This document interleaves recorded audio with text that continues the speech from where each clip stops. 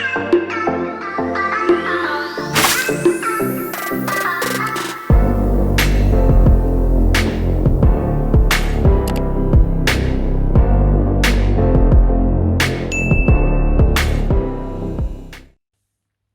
it's me, Gemma, and this is my TBR for the OWLs Magical Readathon. Now, this is a readathon that takes place annually, and I believe it's happened 2 or 3 times already. In April, you set your OWLs, which is the sort of Harry Potter equivalent of like GCSEs or standard grades. That's what it was when I was at school anyway. And then later on in the year, you set your newts, which is like your higher or your A-levels. And hello, Finn. And in order to sort of do a specific career, hello, you have to read books for certain prompts. Now, because I am a Slytherin and I just always liked the sound of it, I chose to go for the Auror career. So in order to set my OWLs for the Auror career path, I have to do 1, 2, 3, 4, 5 prompts. So I've chosen to just stick with the 5 for now. I am such a mood reader and I don't want to tie myself down to like a 12 book TBR. That would probably just finish me off completely. So it's run by, I believe her name's Britt, and I'll link her channel and I'll link all the information about the readathon below. It is pretty in-depth and it has some really cool like PDFs for the career choices and the prompts. I highly recommend you have a look. It's going to be something we can all do together in April while we are all still in quarantine. I don't know about you guys, but here in the UK we are in complete lockdown, and basically you're only allowed to leave the house for absolute essentials. Like my husband went out earlier to get food, like to the supermarket, had to queue to get into the supermarket, queue 2 meters apart, and you're allowed it like for 1 round of exercise a day, and it's got to be in your local area. You're not allowed to drive to somewhere and then go for a walk. So really strict lockdown at the moment. And I think, to be honest, we could all use a bit of a distraction. So I thought, why not? I'm also going to be doing the book Junkie Trials Royal Weekender this weekend. I've got my TBR for that. I just put it on Twitter because it's only 2 books. So my first class that I have to pass to become an Auror from OWLs is Charms, and the prompt for that is Lumos Maxima, a book with a white cover. So for that, I went for Warbreaker by Brandon Sanderson. This is a standalone, and it is about 2 sisters who are magical, and there's warriors. So it says the story of 2 sisters who happen to be princesses. The god king, one of them, has to marry a lesser god, and an immortal trying to undo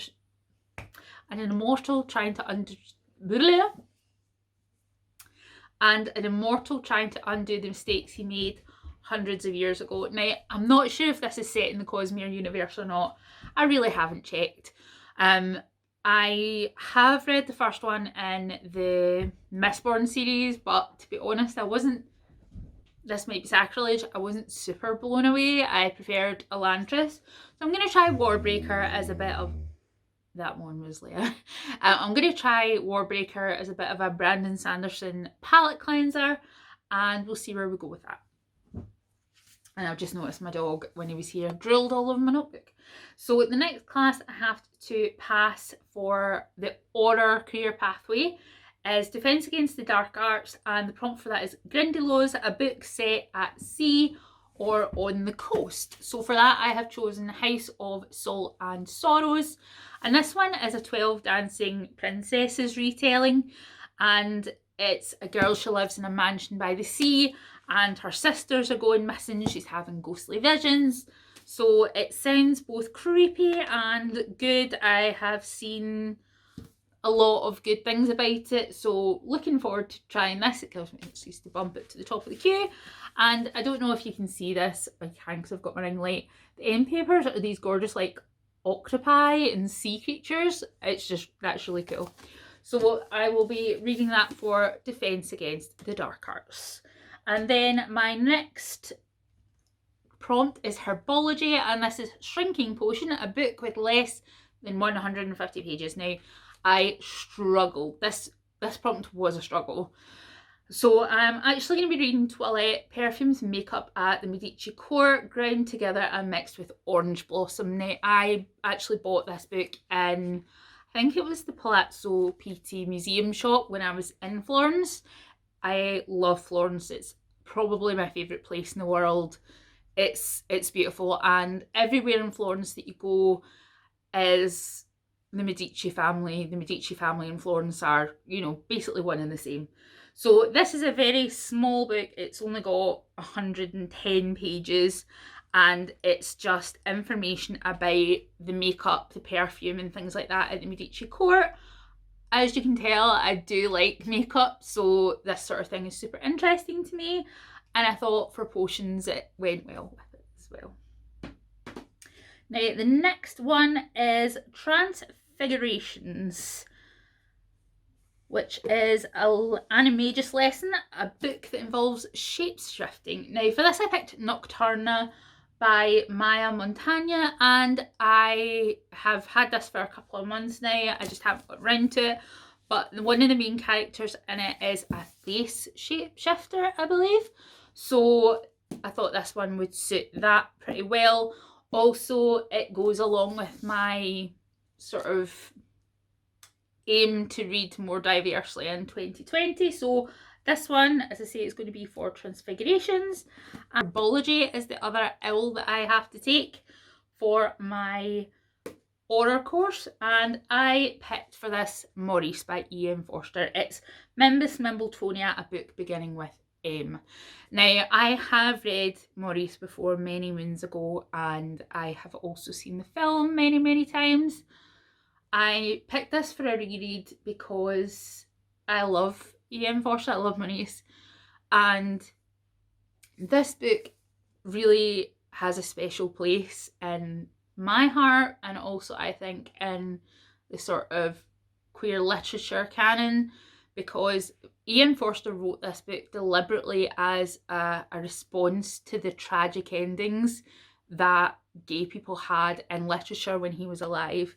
When he was alive in the sort of Edwardian, late Victorian Edwardian period, you could not write a book with gay characters that had a happy ending. They all ended tragically, and for that reason, that is why Ian Forster didn't have this published until he had passed away.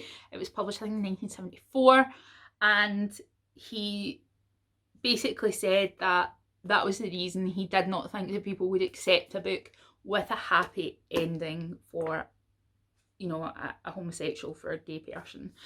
The film is really gorgeous. It's a Merchant Ivory production. I highly recommend it if you haven't seen it. It's a lovely sort of escapist little number. If you like the sort of 2005 Pride and Prejudice, I think you'll probably really like Maurice as well. But Maurice is about Maurice, who he grows up, he goes to boarding school, and he's pretty closed off and pretty sort of beige, kind of a beige person, until he goes to college, goes to university and meets Clive. And Clive sort of brings his love and his desire to life, and it follows Maurice on from there. In the book as well, it does have a sort of Lady Chatterley's lover-esque portion to it, which I really enjoyed. So yeah, this will be the reread for me for Herbology, and I highly recommend Maurice for a little classic. It's also not that long, so I recommend that. So this readathon runs throughout April, and there are other prompts which, if I do get time or I do feel like it, I may read other books for the prompts. I've got plenty on my physical TBR, and I've got Kindle Unlimited as well, so I don't foresee any problem for that. So yeah, if you're doing the OWLs, link me to your TBR video or your Insta story. Tell me what house you're going to be in, what career path you're taking. You can follow me on Twitter below. I'll be posting updates on my reading. I might even do a couple of Insta stories as well. So it's been a pleasure as always. Enjoy your evening and stay safe out there. Take care. Bye bye.